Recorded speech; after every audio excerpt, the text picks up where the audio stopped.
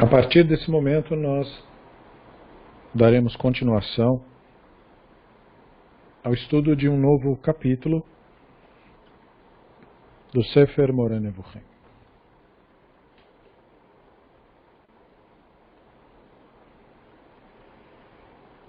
Nesse capítulo, como em muitos outros,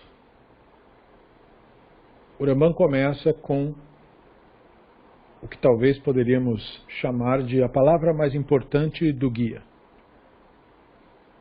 Dá. Saiba.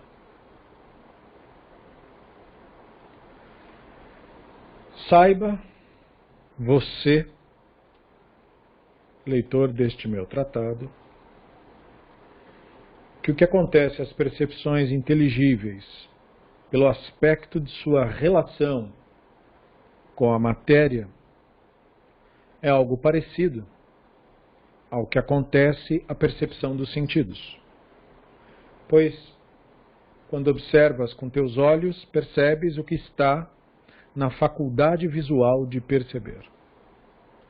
Porém, se forçares teus olhos, fixares tua visão e se esforçares a enxergar de uma grande distância, maior do que a distância que tens capacidade de enxergar, ou se observares um escrito ou um desenho muito pequenos, que não estão na tua capacidade de percebê-los, forçando a tua visão, a fim de examiná-los bem e com exatidão, não somente têm capacidade de ver, como também ficarão enfraquecidos para ver o que possuem capacidade de ver antes de teres fixado e esforçado.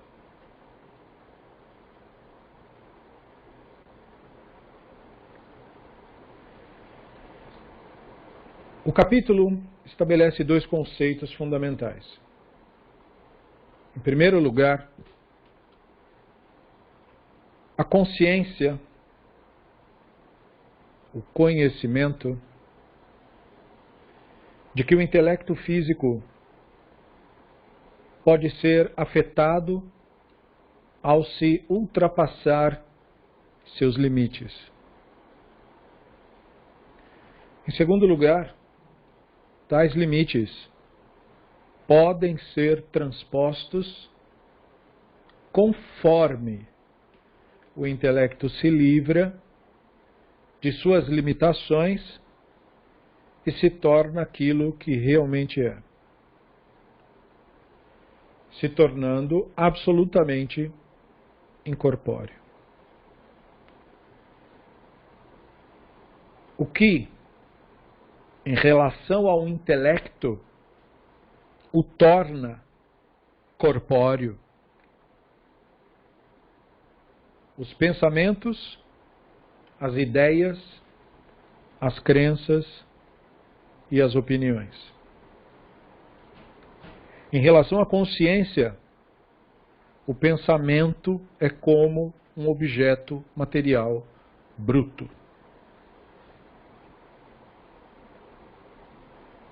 Esta é a comparação do pensamento com a consciência.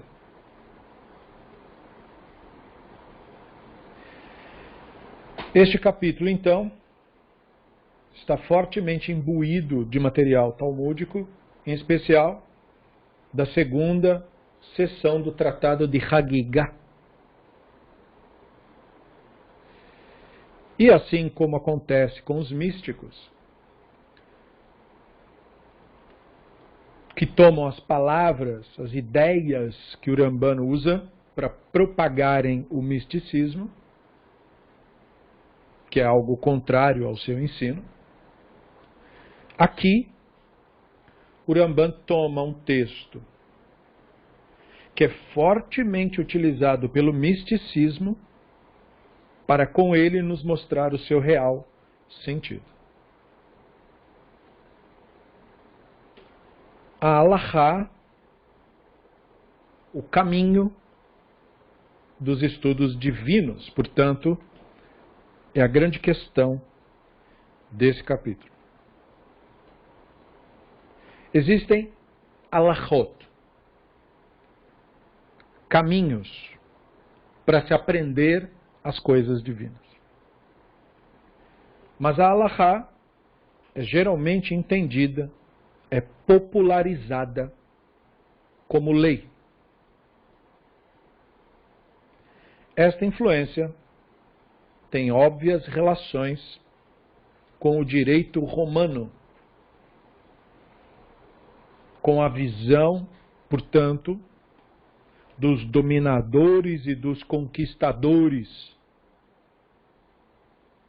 mas não representa a forma como a tradição judaica clássica compreendia o conceito. Halakha, na nossa tradição, não é uma imposição, uma lei. Ela é um caminho. Ela é o caminho, a maneira correta de se fazer alguma coisa.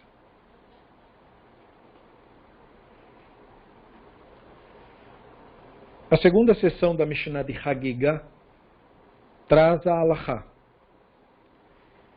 E quem estuda deve perceber de imediato que a linguagem disso usa o eufemismo da sexualidade para ocultar o tema da divindade.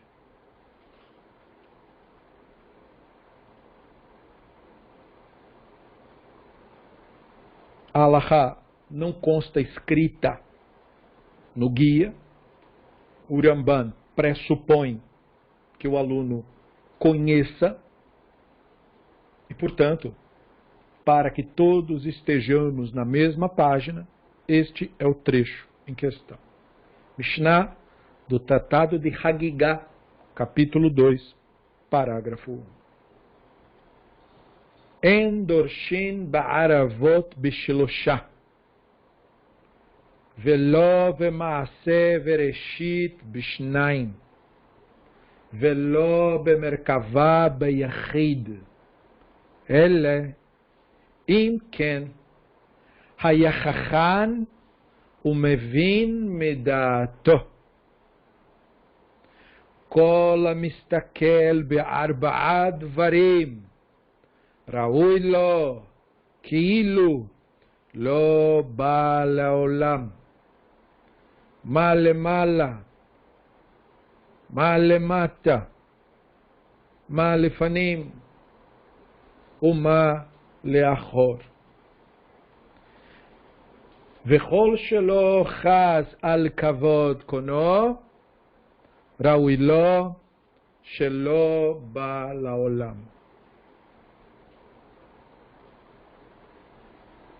Não se expõe sobre o assunto de relações proibidas na presença de 3,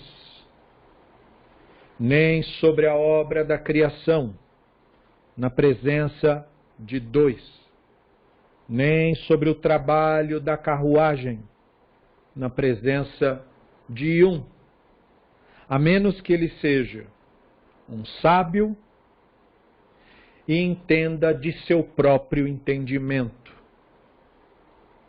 Quem quer que especule sobre estas 4 coisas teria sido melhor se não tivesse vindo ao mundo. O que está em cima? O que está embaixo? O que veio antes? O que veio depois? E para quem não se preocupa com a honra do seu Criador, teria sido melhor se ele não tivesse vindo ao mundo.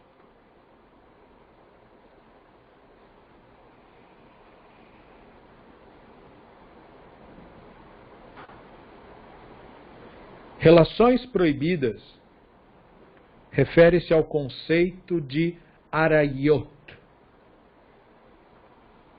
Existe uma lista na Torá de relações sexuais que foram proibidas porque eram adat, o costume, a religião dos egípcios e dos Cananim. Os egípcios acreditavam que eles eram uma casta sagrada, descendente que eles seriam, literalmente, segundo o mito deles, dos deuses. E por causa dessa crença, por causa dessa ideia, eles concluíram que não era adequado que pessoas divinas se relacionassem e tivessem filhos com reles seres humanos. Então os faraós se casavam com suas irmãs e tinham relações apenas com membros da própria família. De modo similar, os Cananim simulavam em seus rituais a possessão de seus deuses masculinos e femininos. E para esse processo acontecer, a pessoa vestia as roupas, encenava e, portanto, se autossugestionava ser aquela divindade na sua imaginação. E aquilo era visto como uma oportunidade de expressar amor e o desejo pelo divino. Então o homem se vestia como se fosse mulher, isto é, para ser, naquela situação, a deusa. E os outros homens então expressavam seu amor pela deusa no corpo daquele homem. O rito da idolatria foi então proibido na Torá. Não porque a sexualidade seja o problema. O sexo era o principal atrativo da idolatria. E a idolatria é o culto ao fruto da imaginação, que é a causa do sofrimento humano. É por isso que Vaikra especificamente lida com isso. Vaikra é um texto sacerdotal, portanto, reflete a tradição dos sacerdotes, em específico, e esta tradição tem um viés. O viés sacerdotal é vencer a disputa contra os idólatras. Disputa pelo quê? Disputa pelos recursos e disputa pelas pessoas. É por isso que essas leis estão especificamente no Sefer Vaikra e não nos outros. E é deste modo que a idolatria promove a profanação da sexualidade. Não há nenhuma lei contra a sexualidade. Só há lei contra a profanação da sexualidade. Portanto, é incorreto, equivocado, presumir destas leis que o divino vê a sexualidade como um pecado. Longe disso. Mas quando você pega algo da natureza e idolatra, você profana aquilo. Você remove daquilo o meio daquilo conectar você com o divino.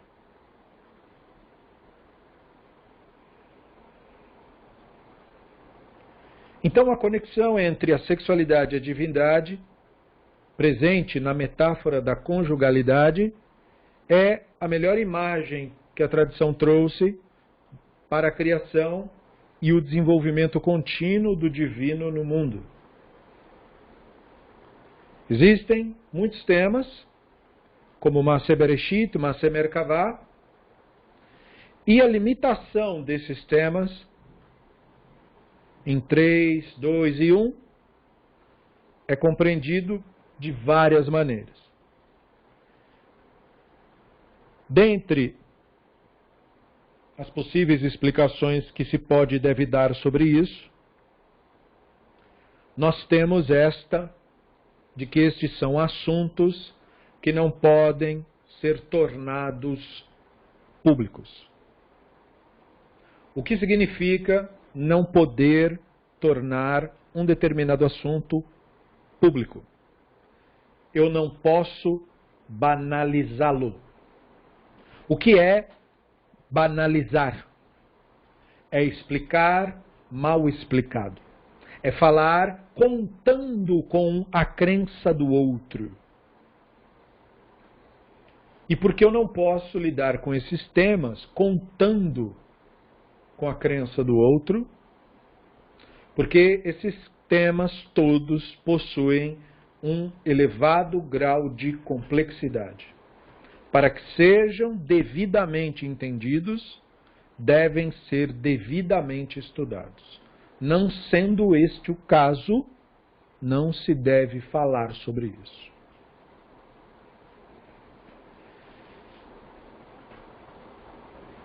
Mas, como nós sabemos, dentro da tradição judaica clássica, existem movimentos que tornam isto público.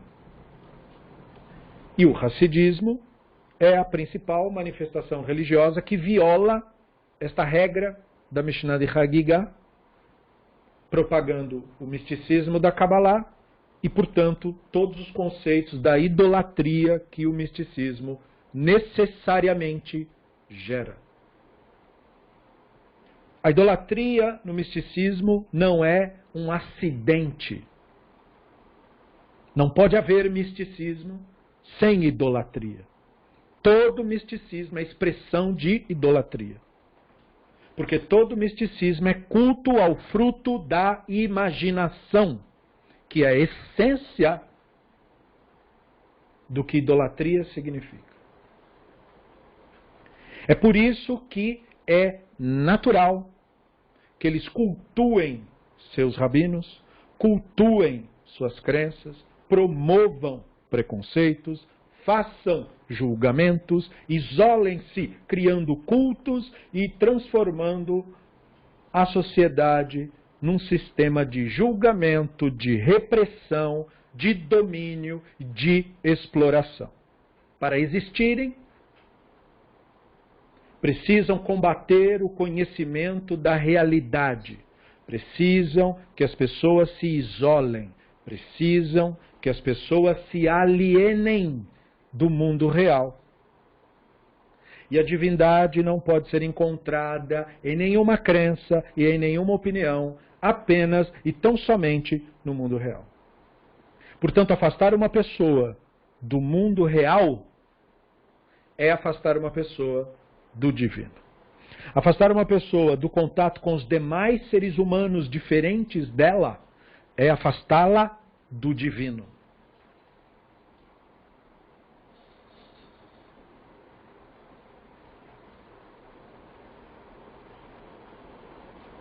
Além desse grande mal,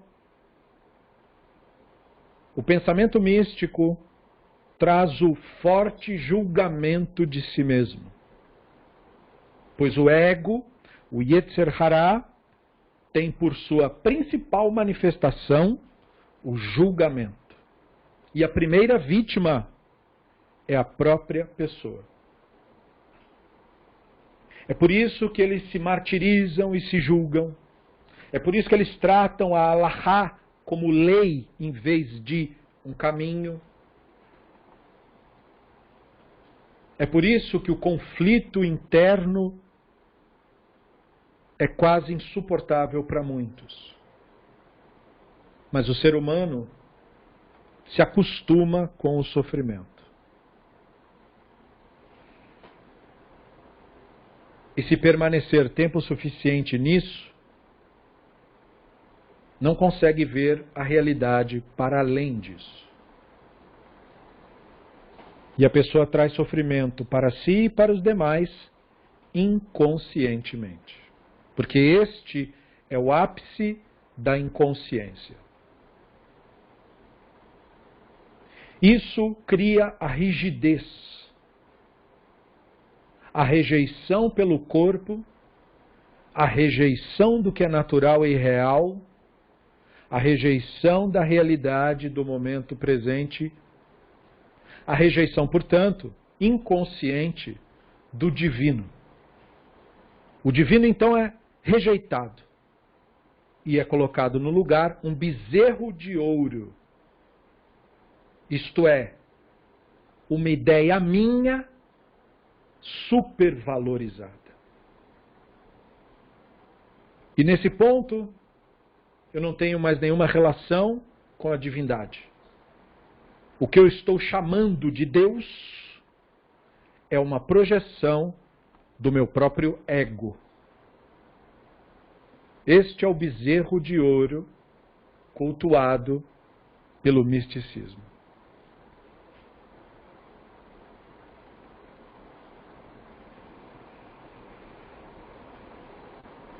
O Ramban, então, oferece seu olhar sobre o motivo da proibição de Hagiga no Mishneh Torah, Ilchot Yesodei Torah 4.11, onde ele nos diz: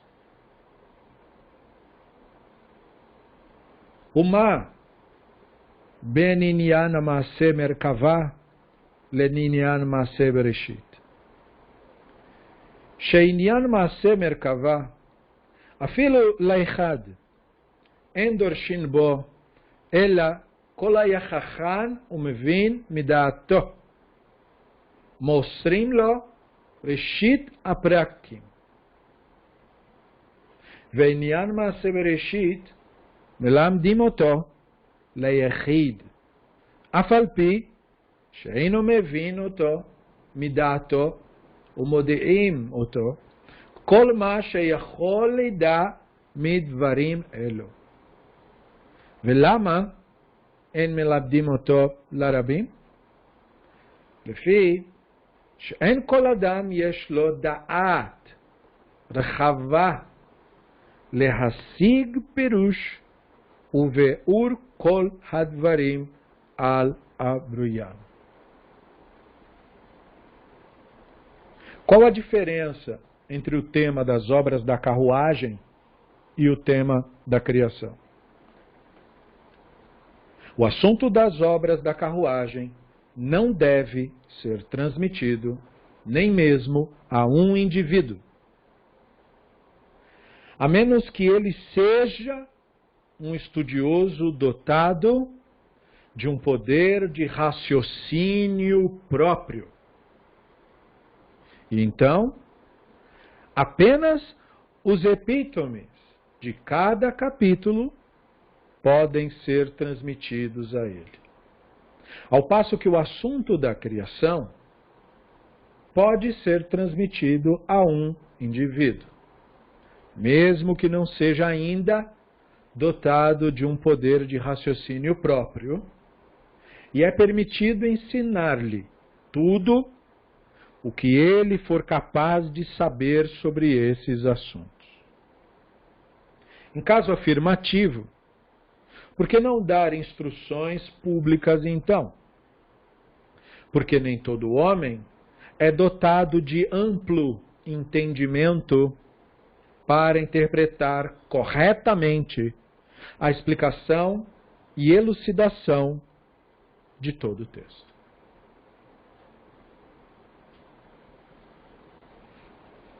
A frase, a menos que ele seja chacham, sábio, capaz de mevin midato, compreender sozinho, por si mesmo, implica que o estudante deve ter maturidade intelectual para estudar.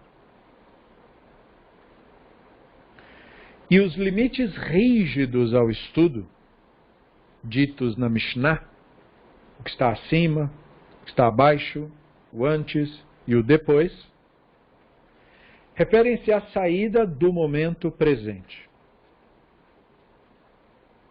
Sem nada acima e sem nada abaixo, sem nada antes e sem nada depois, só nos resta o agora. Portanto, espiritualidade não tem nenhuma relação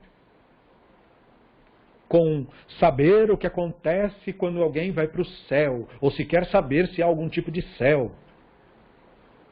Espiritualidade não tem nenhuma relação com se crer que existe inferno ou purgatório. Espiritualidade não tem nenhuma relação com o passado. Espiritualidade não tem uma relação com o futuro. A espiritualidade só tem relação com o momento presente.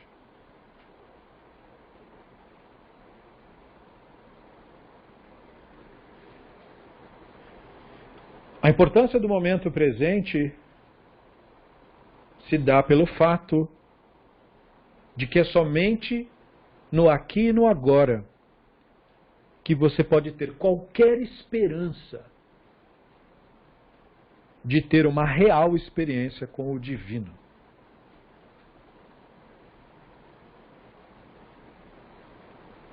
Não há nenhuma chance de ninguém ter qualquer tipo de experiência real com o divino na imaginação. Toda pessoa que declara ter tido uma experiência com o divino na imaginação está profundamente equivocado. Tudo que faz parte da imaginação faz parte do universo da ficção. Tudo que faz parte do universo da ficção faz parte da mentalidade do ser humano. Nada na imaginação humana é direto reflexo ou manifesto do divino. A imaginação humana é manifesto da natureza do ser humano. Esta sim, manifesto do divino, mas no mesmo grau que todas as manifestações naturais. Como uma árvore, como uma folha, como um animal e como uma pedra. A experiência direta com o divino só pode ocorrer quando nós, na nossa plena atenção, estamos atentos ao momento presente. E o Talmud, no Tratado de Hagigah, prossegue. Para as casas internas, onde só a luz, aquela fonte segundo a qual ele está rodeado de trevas, está se referindo às casas externas. E o Rav Acha Bar Yaakov disse, há mais um firmamento acima destes, que está acima das cabeças dos animais, como está escrito. E sobre as cabeças deles, os animais sagrados mencionados na visão de Heskel, havia uma semelhança de um firmamento, como a cor do gelo terrível.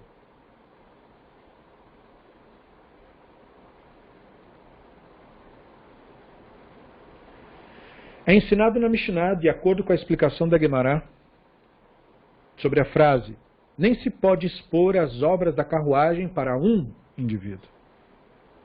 Rabbeinu Ria ensinou, mas pode transmitir para ele, esse um indivíduo, os contornos desse tópico, deixando-o compreender o resto por conta própria. O Rabino Zera disse, pode-se transmitir os contornos das obras da carruagem apenas para o presidente do tribunal, que precisa conhecê-los por sua sabedoria e atos meritórios, e para qualquer pessoa, cujo coração dentro dele se importe. Ou seja, que esteja preocupado com seus equívocos e deseje alcançar a sanidade. Há quem diga que não se trata de duas pessoas distintas, mas que se trata do presidente do tribunal, cujo coração dentro dele está preocupado.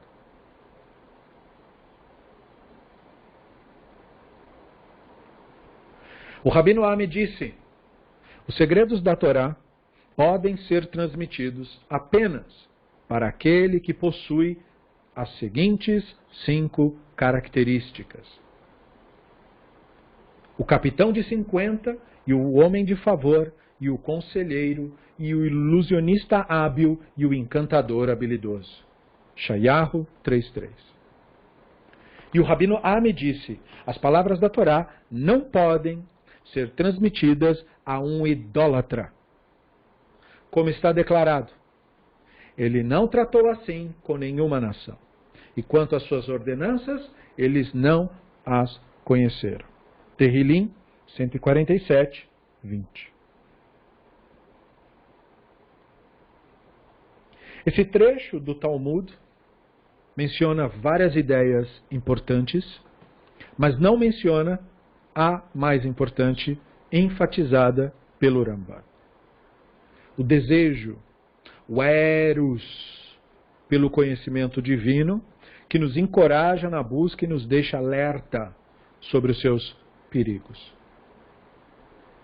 E ainda assim o aluno deve ser mevin medato, capaz de compreender por si mesmo, deve ser possuidor da humildade real, a qual o Rambam nos faz pausar para refletir diante de uma aparente contradição. Por segurança e por causa dos limites corporais, recebemos dicas dos temas. A pessoa deve extrair e conectar-se à realidade por sua própria consciência.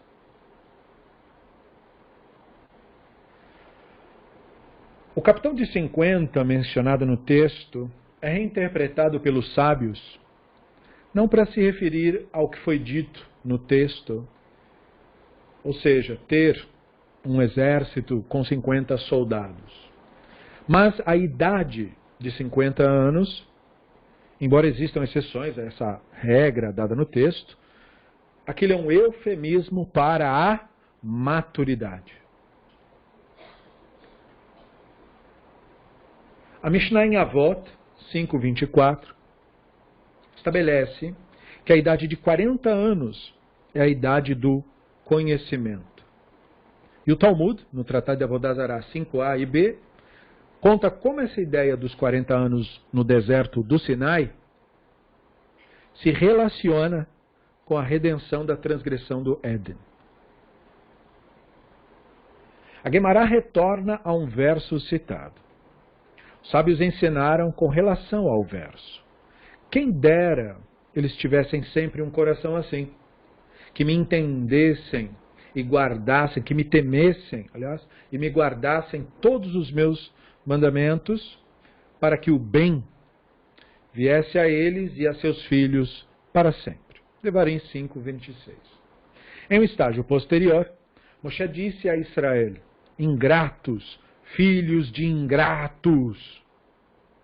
Quando o santo, bendito seja, disse a Israel, quem dera eles tivessem sempre um coração assim, eles deveriam ter dito: você deveria nos dar um coração para temê-lo. No entanto, mesmo Moshe, nosso mestre, que disse isso a Israel, não estava aludindo a Israel até depois de 40 anos que eles deveriam ter feito esse pedido, como está declarado. E eu te conduzi 40 anos no deserto. Devarim 29:4. Mostrando que Moshe estava falando 40 anos após a revelação do Sinai. Nesse ponto está escrito: mas o Hashem não te deu um coração para saber, e olhos para ver, e ouvidos para ouvir, até o dia de hoje. Devarim 29:3.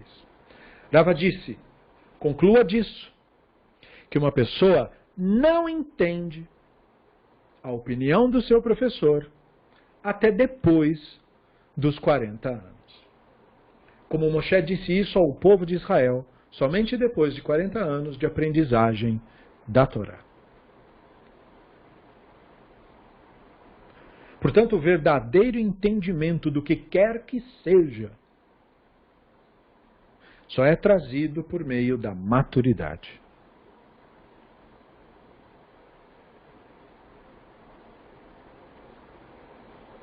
Saiba. Assim acontece também no momento de reflexão.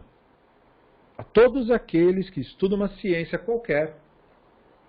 Pois se exagerar na reflexão e fatigar todo o seu pensamento, ficará saturado e não compreenderá nem mesmo aquilo que estava em condições de compreender. Pois todas as faculdades corporais se assemelham em relação a isso.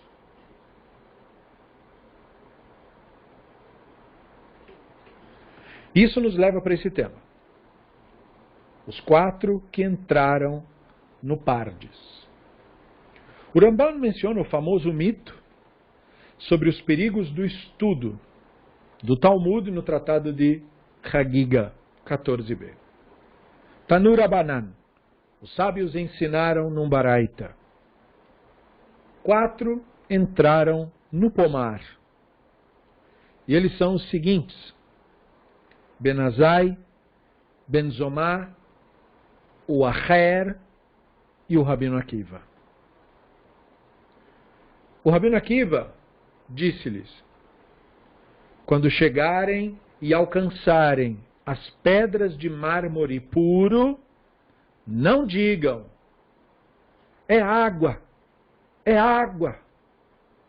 pois está escrito, aquele que fala falsidade não se firmará diante dos meus olhos. Terrilim 101:7. A Guemará então passa a relatar o que aconteceu depois dessa experiência. Ben Azai vislumbrou e morreu. E com respeito a ele, o verso afirma: preciosa é aos olhos do Hashem a morte dos seus piedosos. Terrilim 116:15. Ben Zomá vislumbrou e foi ferido. E com relação a ele, o verso afirma: se achaste mel, come somente o que te basta, para que porventura não te fartes dele e venhas a vomitá-lo. Mishlé 25:16. O Acher cortou os brotos das mudas. O Rabino Akiva saiu em paz.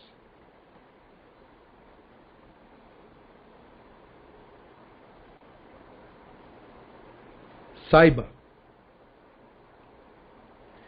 Assim se dá com as percepções inteligíveis. Pois se parares diante do que é obscuro e não te deixares enganar a ti mesmo, crendo que exista prova demonstrativa ao que não é demonstrável, e não te apressares a rejeitar aquilo cujo contrário não foi demonstrado, enfim, se não aspirares compreender aquilo que não podes compreender, então terás alcançado a perfeição humana e estarás no grau do Rabino Akiva, que a paz esteja sobre ele, que entrou em paz e saiu em paz, ao estudar sobre essas coisas metafísicas. Porém, se aspirares uma percepção que está além da tua faculdade perceptiva, ou se te apressares em negar as coisas cujos contrários não foram provados demonstrativamente, ou que são possíveis, mesmo sendo uma possibilidade mais afastada, te juntarás a Elishá, o Acher. E não somente deixarás de ser perfeito, como te tornarás o mais imperfeito. Então ocorrerá que te aumentarão as imaginações, as inclinações, as imperfeições, depravações e males, porque tua mente está saturada e a luz apagada, como as vãs imaginações que ocorrem à visão quando se enfraquece o ruach da visão nos enfermos ou naqueles que fixam seus olhos a observar objetos brilhantes ou pequenos demais.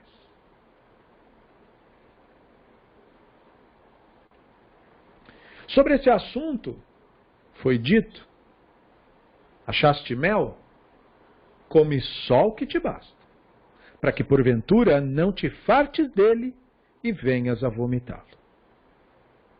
De fato, nossos sábios aplicaram essa passagem alegoricamente a respeito de Elishá, o Aher. E quão extraordinária é esta alegoria!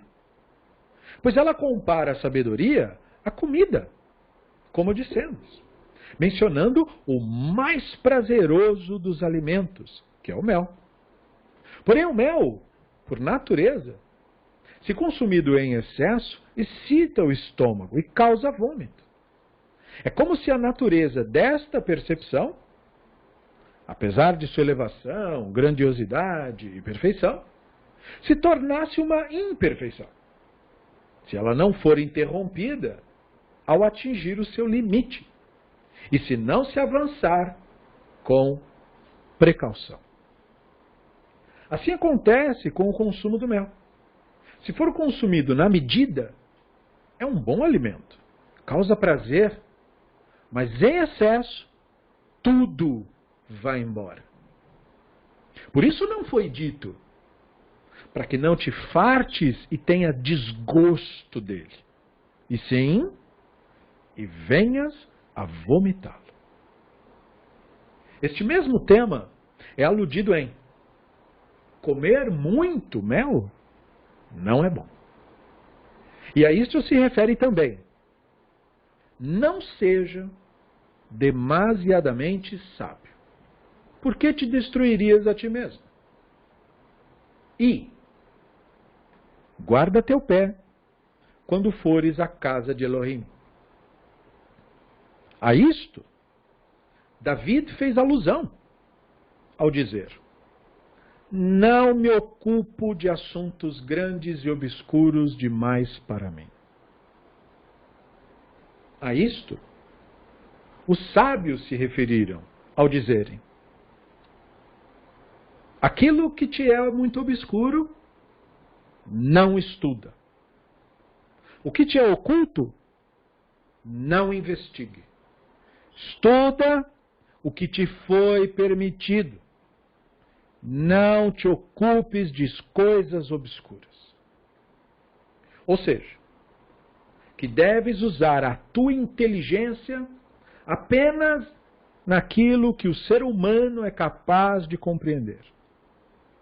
E ao que não está ao alcance da natureza humana compreender, é muito perigoso ocupar-se disso, conforme já foi explicado.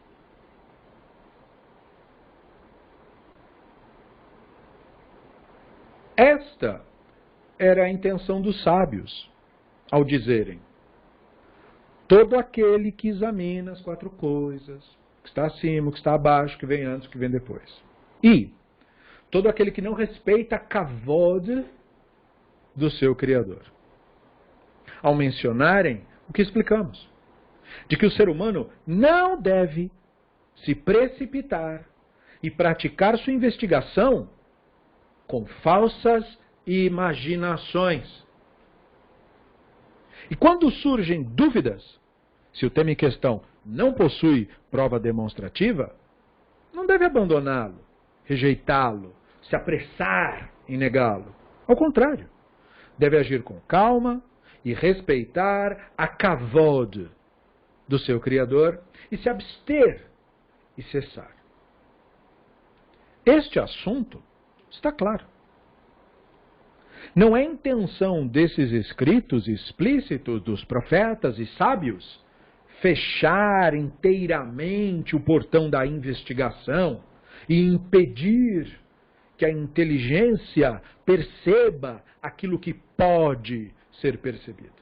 Como pensam os ignorantes e os inativos, que fazem passar por perfeição e sabedoria as suas imperfeições e estupidez, e a perfeição e sabedoria dos outros por imperfeição e distanciamento da Torá, como em põe as trevas por luz e a luz por trevas. Toda a intenção desses escritos é mostrar que a inteligência dos seres humanos possui um limite. Não critique certas expressões que foram ditas a respeito da inteligência neste capítulo e em outros, pois a intenção é orientar o leitor sobre o assunto em questão e não aprofundar a essência verdadeira da inteligência. Para os detalhes disso, foram dedicados outros capítulos.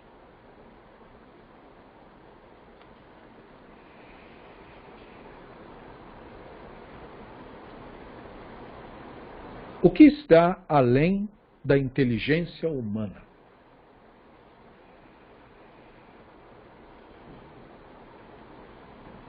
Tudo aquilo que não faz parte da realidade.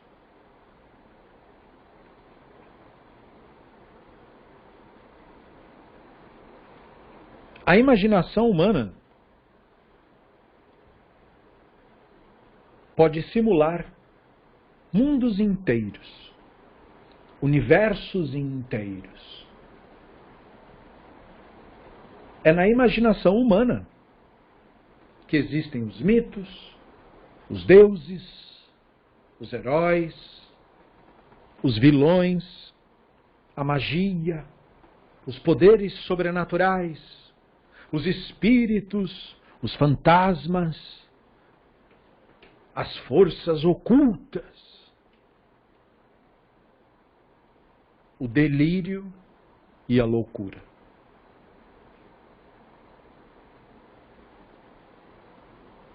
Ocupar-se com aquilo que está acima de você diz respeito ao ser humano esquecer quem ele verdadeiramente é. Para a idolatria implantar esta crença na pessoa, a idolatria, em primeiro lugar, mente sobre quem a pessoa verdadeiramente é.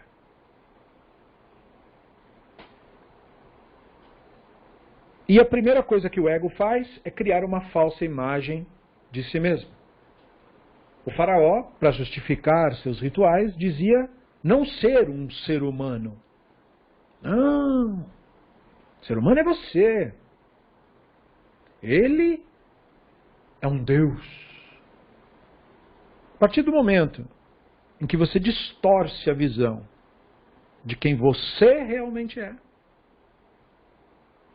você então abre a porta para toda forma de delírio e toda forma de loucura. Você não consegue mais saber o seu lugar.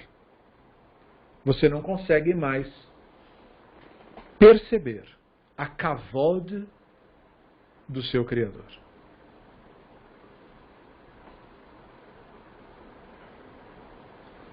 O ser humano que consegue ver a si mesmo plenamente sabe que é apenas um animal neste planeta. Não é verdade que nós somos deuses.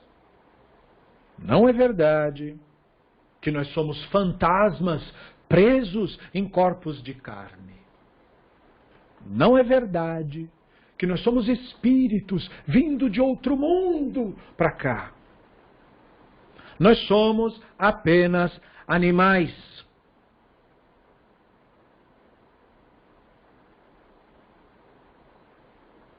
E animais só têm acesso ao mundo real que os cerca. Os nossos sentidos sequer dão conta do mundo real como ele verdadeiramente é. Nós não só somos animais, nós temos percepções mais limitadas que os demais animais. Uma borboleta enxerga em ultravioleta. Nós não conseguimos fazer isso.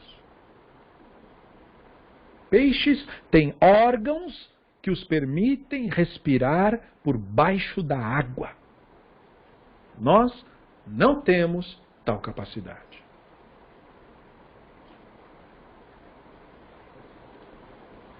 Animais são mais fortes do que nós, mais ágeis do que nós,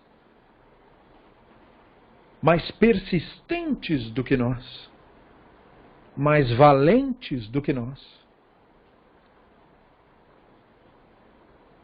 Todos esses fatos servem para que entendamos quem nós realmente somos. Para acessar o conhecimento divino, é preciso saber quem você realmente é.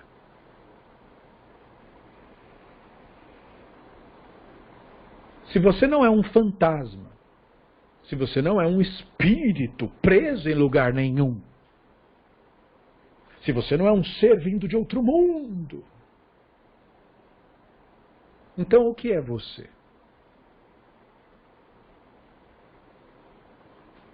Será que você é seu pensamento, sua crença, sua história, sua lembrança? Não. Tudo isso é produto do seu cérebro. Isso também não é o que você é.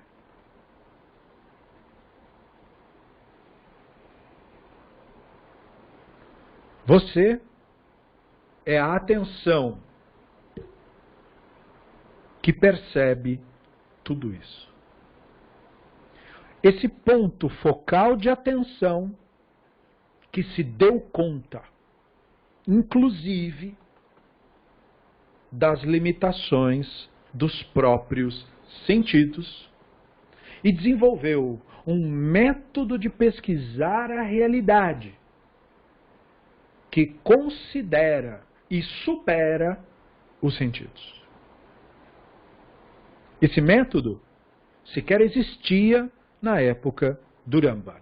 Ele não teve este privilégio que você tem. Tudo que ele está falando aqui, portanto, ganha ainda mais valor e se torna ainda mais precioso. Porque ele estava falando tudo isso apontando para algo que ele não teve acesso.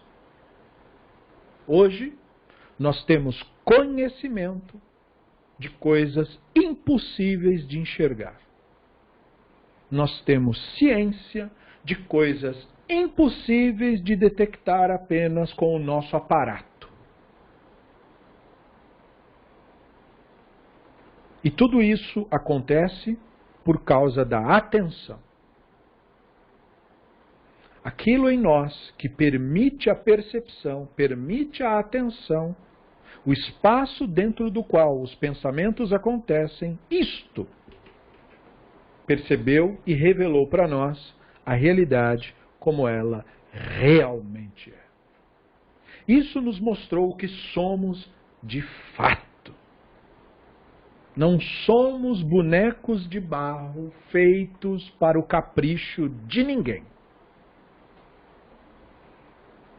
Somos irmãos de todos os seres vivos nesse planeta e fazemos parte de um processo de milhões de anos. Esta é a nossa realidade. A imaginação jamais na história humana apontou para isso. Porque toda imaginação, sendo ela fruto do ego, sempre contou para todas as nações: vocês são seres especiais, o Deus fez vocês, e só vocês, e o mundo inteiro existe para ser seu escravo.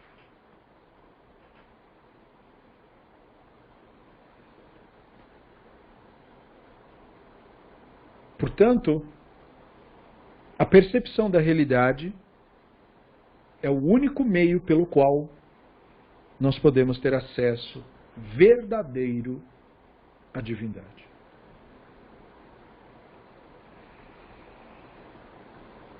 O Pardes, ou o pomar,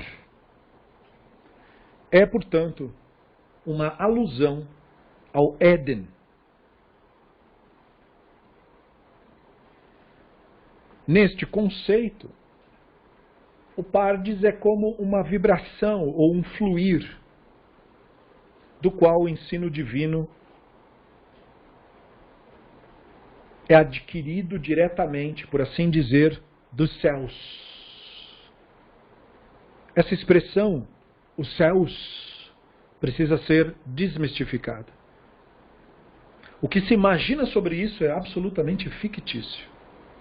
Os céus, por outro lado, aponta para algo real. Quando nós olhamos a nossa atmosfera, nós dizemos os céus. A imaginação construiu a ideia de que os céus é uma outra dimensão mágica, populada por seres mágicos e fantásticos. Isso é como a idolatria macula a realidade.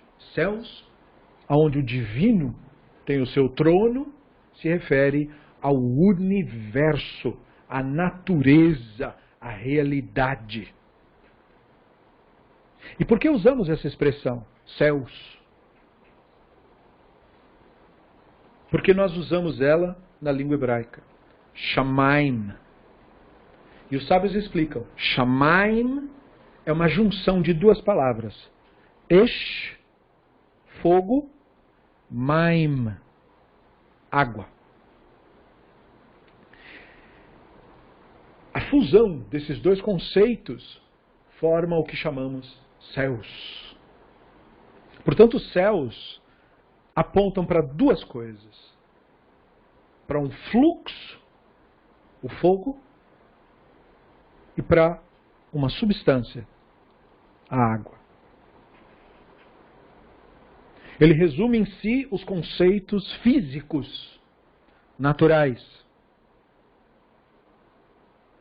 E este é o trono divino.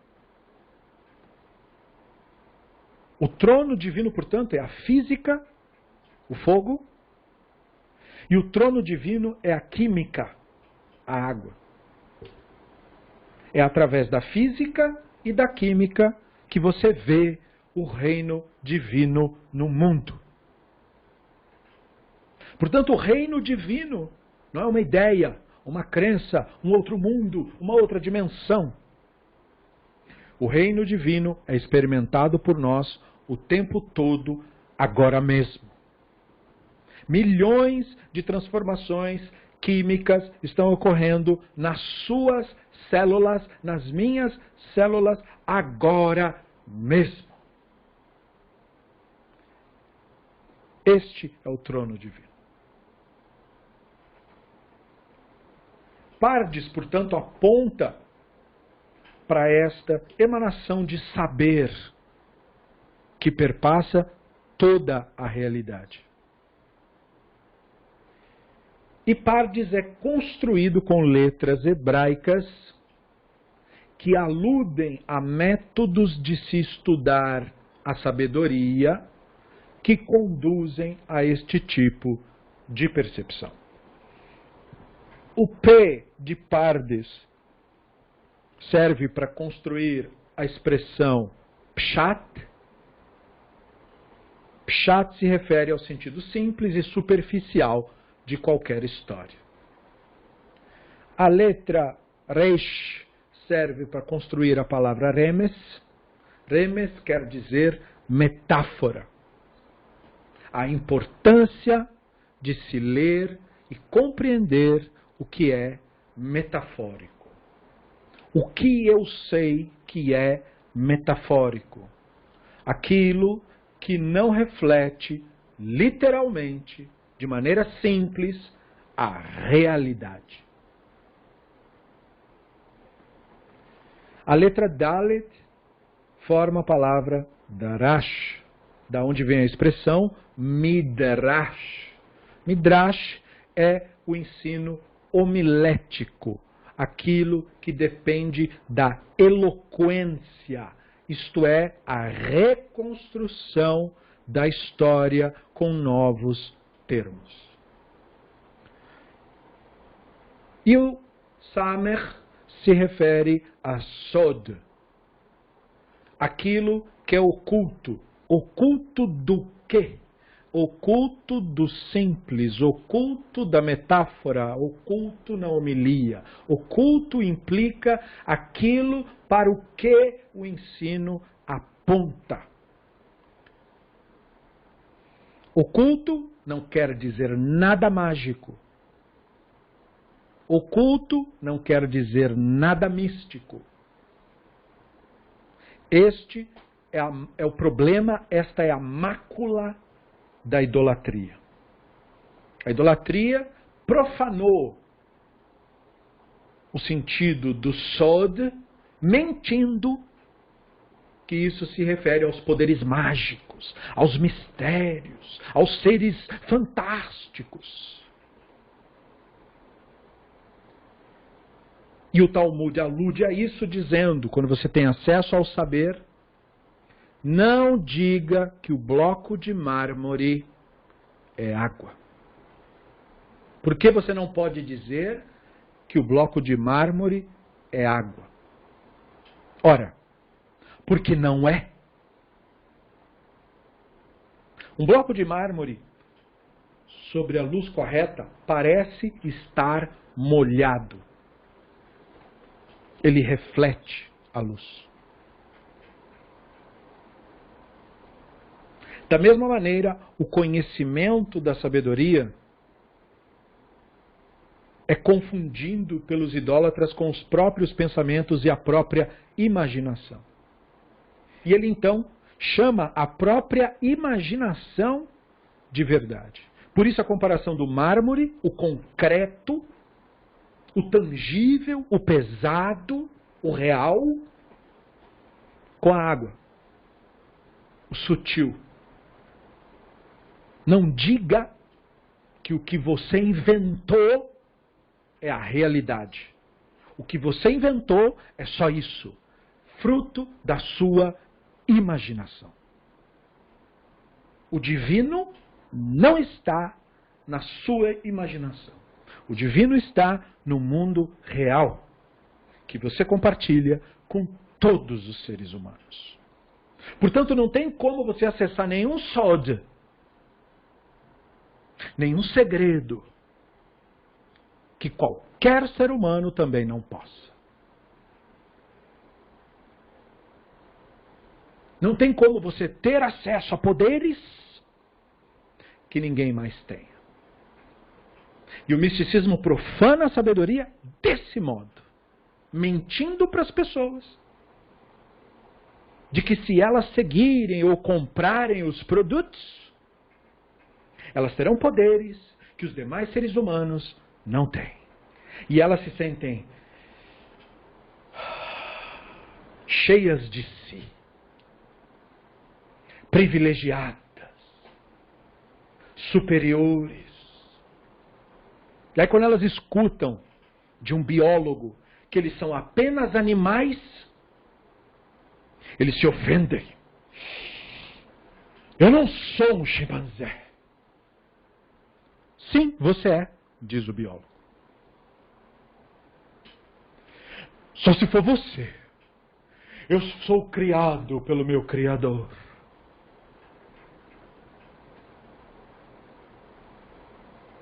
Essa é a tolice e o perigo do misticismo.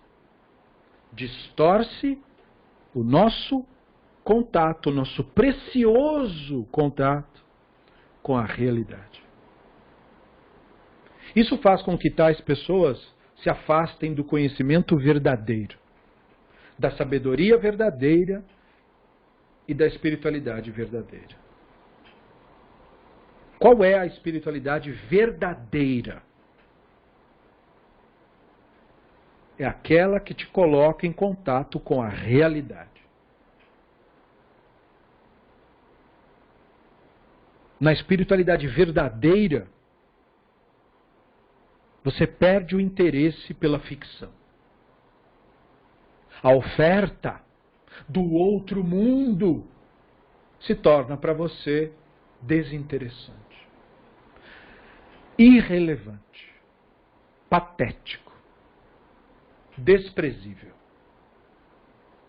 As histórias de fantasmas, poderes, magias, mal olhado, forças, tudo isso se revelaria para você, na realidade, como as tolices e ficções que são. Uma vez que você tenha contato com o divino,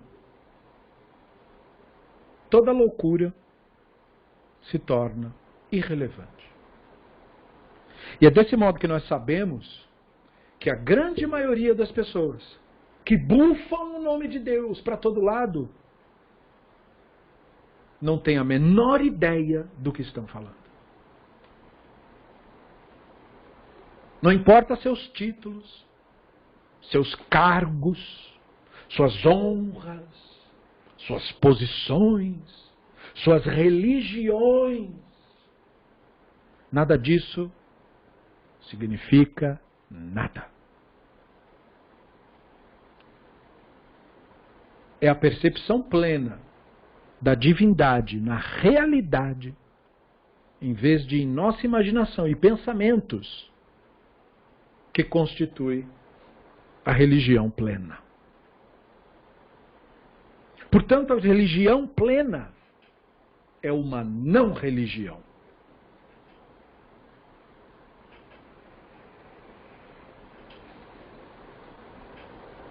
Sobre isso, o Rambam nos orienta no Mishneh Torah, Yesodei HaTorah 4:13. Os assuntos nestes 4 capítulos, destes 5 mandamentos, são os mesmos que os primeiros sábios chamam de pomar, dizendo, 4 entraram no pomar. Que, embora fossem grandes homens de Israel e grandes eruditos, nem todos eles tinham o poder intelectual de saber e compreender todas essas questões com clareza. Percebam isso que o Rambam está dizendo, porque isso vale mais que ouro. Os homens que entraram no Pardes eram os maiores sábios de Israel do período. Eles tinham a formação, o título, livros decorados de cor, ensinos mencionados de memória. Eles sabiam todos os rituais, eles sabiam expressar toda a religião, eles podiam determinar o que a religião é e o que a religião não é. E não obstante, não tinham o poder intelectual de saber e compreender a realidade do divino.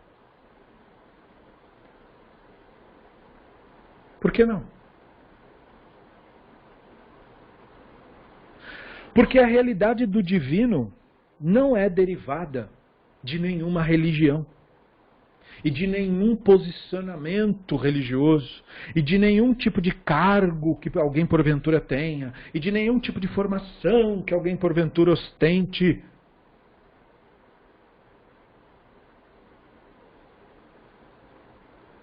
Eles sabiam tudo. Como o Rambam diz, é preciso saber o que é proibido, o que é permitido, coisas semelhantes aos demais mandamentos. Ninguém merece passear no pomar a menos que se encha de pão e carne intelectuais. E embora esses assuntos tenham sido considerados pelos sábios como de menor importância, que assuntos? Práticas rituais. Eles disseram, o assunto importante são as obras da carruagem, e os assuntos menos importantes são as controvérsias entre Abia e Rava. Sobre o que esses rabinos brigavam? Brigavam sobre o que é considerado ritualmente puro, o que é considerado ritualmente impuro, o que pode, o que não pode. Detalhes assim. No entanto, eles têm precedência para os que estudam, porque começam a compor a mente do homem. Além disso, são a reserva de grande bem que o santo, bendito seja, providenciou para a existência social neste mundo. Para que serve a religião? Para me colocar em contato com Deus? Não. Religião serve para você saber viver em sociedade. Religião serve para você não ser um animal daninho. Religião não conecta você com Deus nenhum. Religião conecta você com outros seres humanos. para que a vida no mundo vindouro também possa ser herdada. Essa é a promessa que se faz para quem está começando. Porque ele vem, eu sou um fantasma, eu vou morrer.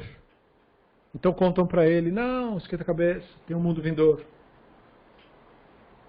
Ah, ainda bem, estava com medo, não precisa ficar com medo, pode ficar tranquilo. Passou o medo, agora senta aí e estuda. E ser acessível a todos, pequenos, grandes, homens e mulheres. Tanto aos de compreensão ampla, como aos de compreensão menor. A religião é um sistema de disciplina para melhorar o convívio social, aliviar os medos humanos e introduzir o ser humano na busca do verdadeiro conhecimento da realidade. É para isso que serve a dat, os costumes. E eu não preciso dizer que ela não tem cumprido a sua função. A religião hoje não serve para melhorar a convivência social. Ela serve para piorar isso. Frequentar igrejas, sinagogas e mesquitas não tem tornado os seres humanos melhores. Tem os tornado piores. Muito piores do que o que naturalmente seriam. Tudo isso acontece por causa desta doença intelectual chamada misticismo. É o misticismo que anula as benesses da dat, do costume, mistificando o que não pode ser mistificado, profanando o que não pode ser profanado.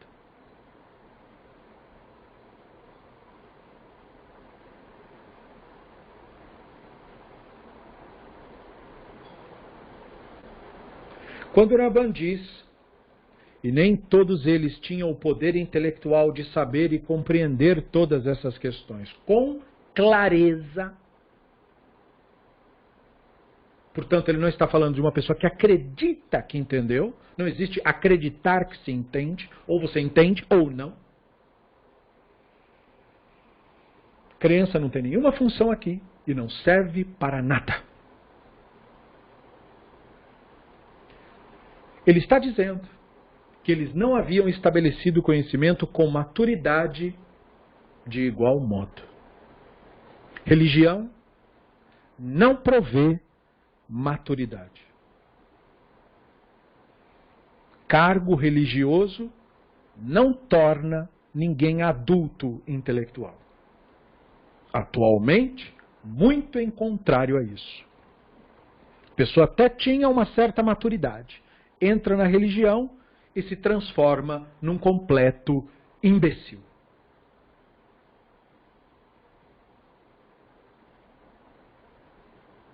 A mistificação corrói as relações humanas e impede os seres humanos de aceitarem a realidade como ela é. E sem aceitar internamente a realidade como ela realmente é, sem rodeios e sem floreios, você não alcança a maturidade. Uma pessoa imatura é exatamente isso. É um adulto que age como criança. Ele se recusa a crescer. A síndrome de Peter Pan, conforme dizem os profissionais da área da psicologia. Religião cria uma legião de Peter Pans. E é por isso que eles são tão dependentes do pensamento mágico. Exatamente como esta personagem tem os seus poderes derivados da magia do seu mundo mágico.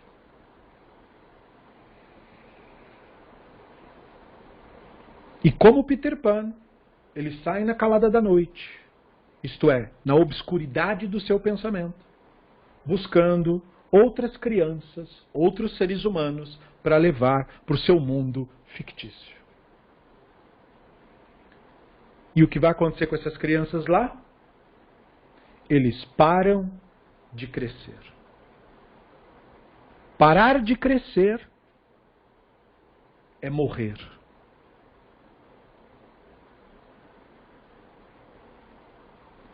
E é assim que a idolatria nos afasta do divino. É por isso que na nossa tradição ela é descrita como uma serpente venenosa. Ela causa um dano terrível. Muito maior do que o que é imaginado.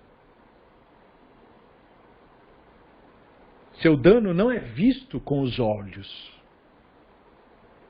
como uma picada de cobra, que mal aparece, mas que destrói fortemente por dentro, e se não for tratada adequadamente, leva à morte.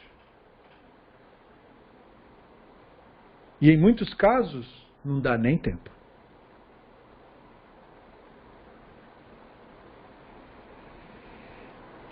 Sábios, representantes da religião,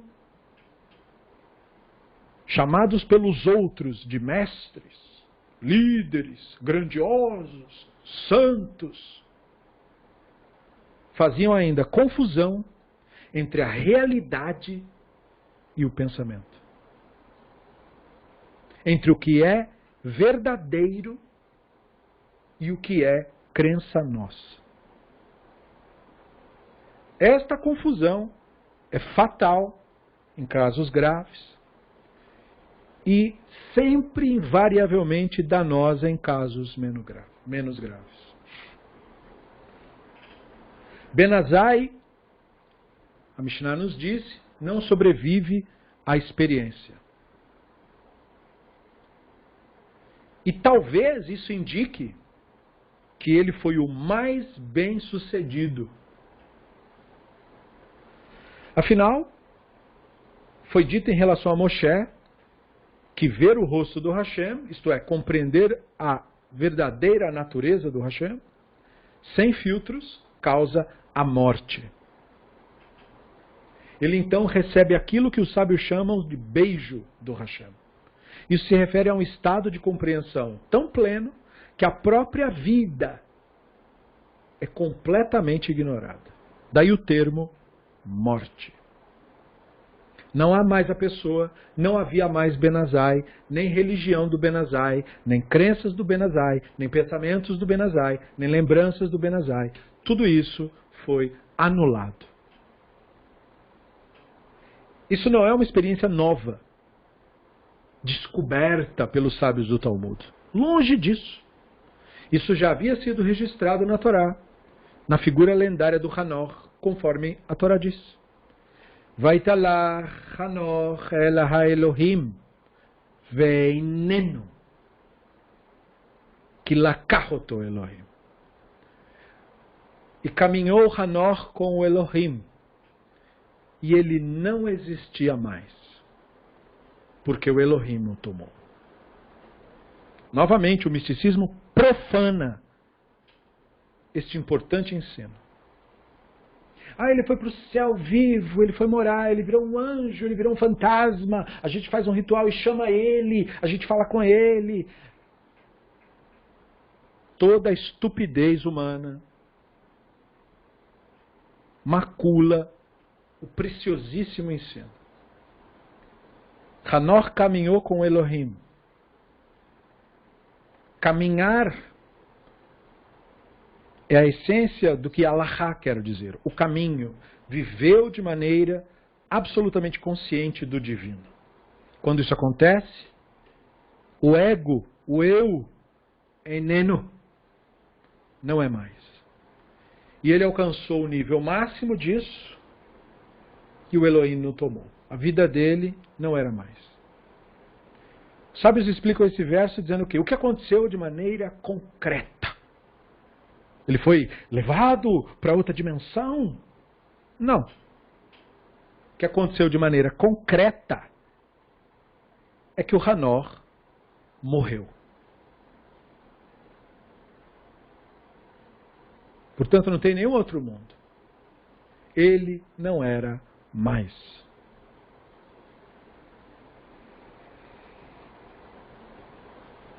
E a mesma coisa aconteceu com Ben Azai. Ben Azai caminhou com o Elohim e não era mais.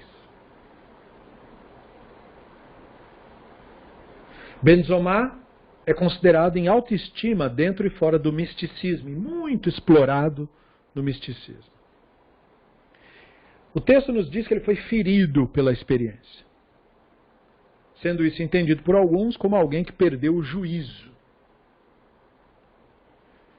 Como ele perdeu o juízo, ele fez confusão entre o mármore, o que é concreto, e a água, o que é a aparência.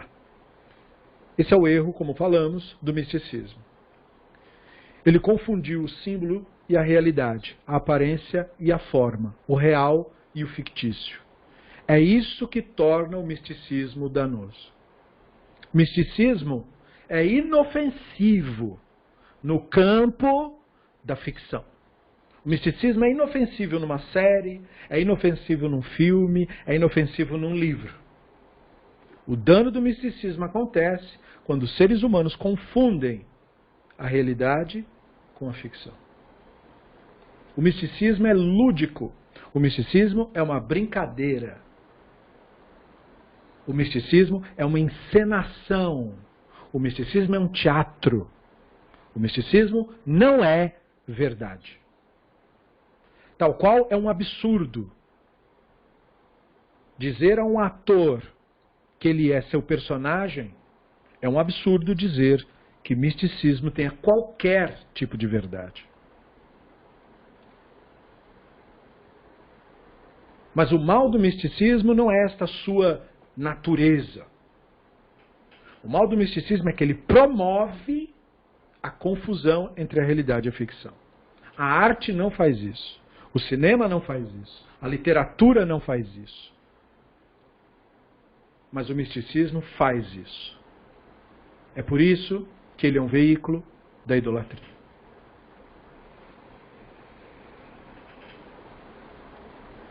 O ilusionista que faz uma performance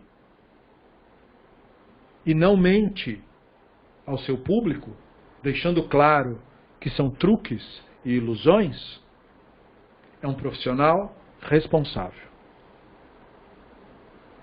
O ilusionista que diz que tem poderes sobrenaturais é um charlatão. Assim é o misticismo. Misticismo é o charlatanismo da religião.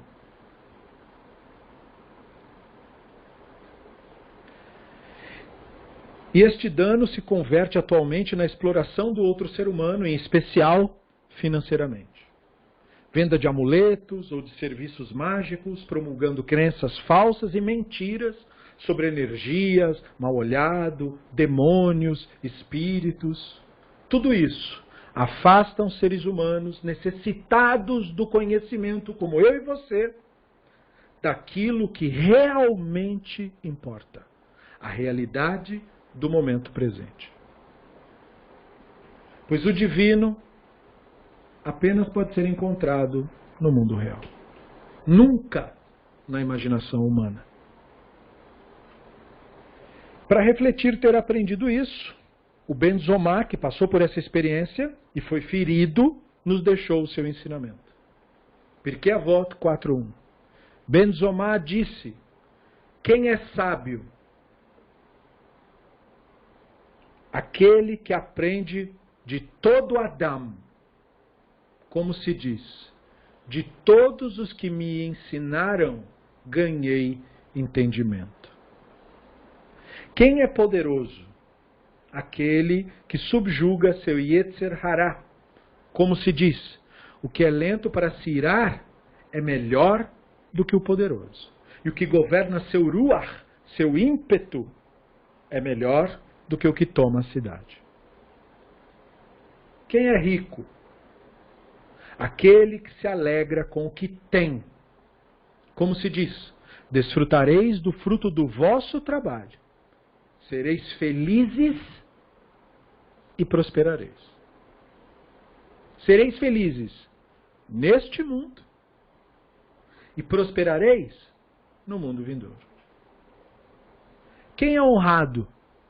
Aquele que honra os seus semelhantes. Como se diz, porque honro os que me honram, mas os que me rejeitam serão rejeitados. Perceba como Ben Azai extraiu da sua experiência importantes lições. Ele percebeu exatamente aonde o misticismo afeta no comportamento. Primeira coisa que o místico pensa é que é sábio. Tem um conhecimento secreto. Você precisa vir buscar o meu conhecimento. Ele é muito superior ao seu. Você não sabe de nada. Você não conhece os mistérios. Você não tem os poderes. Olha, esse rabino que nós estudamos, ele tem poderes. Ele sabe todos os mundos. Ele olha para a pessoa e vê as almas, as vidas passadas. Ele enxerga fantasmas, anjos, o profeta Elias. Benzomar então vem e corrige. Sábio é quem aprende de todo Adão. Só esse é sábio. Sábio não tem nada. Sábio aprende.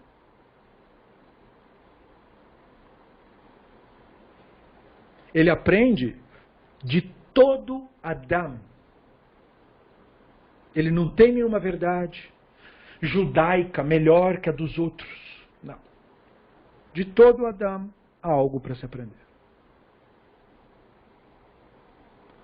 Nós mesmos estamos aprendendo de Benzomar, que foi se enveredar no misticismo e, portanto, serve para nós de lição. E ele disse, quem é poderoso? Outra área em que o misticismo afeta. Vende para as pessoas que elas vão se tornar poderosas, super-humanas. Olha, faça esse ritual e você será imunizado contra as doenças. Siga essa mandinga aqui e os infortúnios não te alcançarão. Você será protegido na sua casa, coloque esse amuleto na sua porta e os ladrões não virão. Mentirosos. Poderoso é quem subjuga seu Yetzer Hará, que justamente leva para essas crenças estúpidas e profana o sentido de todos os mandamentos. Outra área que o misticismo afeta é as promessas. Vem para nós temos a Cabalá da riqueza. Venha ser rico, você não é rico porque você não quer. Está aqui o segredo, compre. Benzomar percebeu isso e disse, não senhor, rico é quem se alegra com o que tem. Não há nenhuma Cabalá de riqueza, exceto na boca de charlatães que querem o seu dinheiro. O único rico da história são eles. Porque estão tirando de você um idiota que compra traz produtos. A verdadeira riqueza é você se satisfazer com o que você tem. Com o que você produz, com a sua vida. E a última coisa que o misticismo vende é honra. O privilégio de conhecer os mistérios. E Benzomar esclarece, isso não é honra. A única honra é a honra dada aos outros. É a reverência que eu tenho para os outros seres humanos. Essa reverência me impede de mentir para eles. Essa reverência me impede de explorá-los. Essa reverência, esse respeito profundo pelo outro ser humano é a essência de toda a Torá. É a reciprocidade tão sagrada que é aplicada ao divino como no verso que ele cita. Quem disse, honra os que me honram, os que me rejeitam serão rejeitados? O Hashem.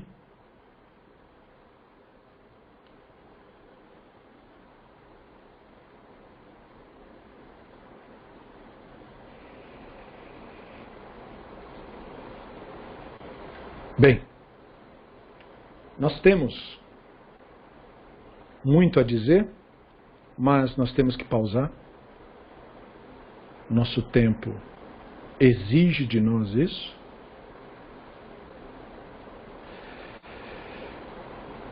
Que esse momento que nós passamos juntos gere reflexões posteriores, e sendo este o caso, use os nossos grupos para se expressar.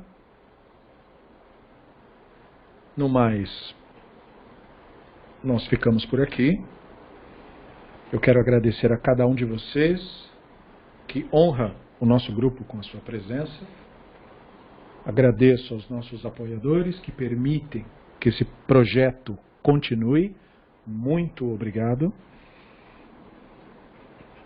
Agradeço aos nossos ouvintes posteriores pela sua atenção preciosa. Muito obrigado. Um bom descanso a cada um. Uma excelente semana. E até a nossa próxima aula. Bezrat Hashem Yitbarach.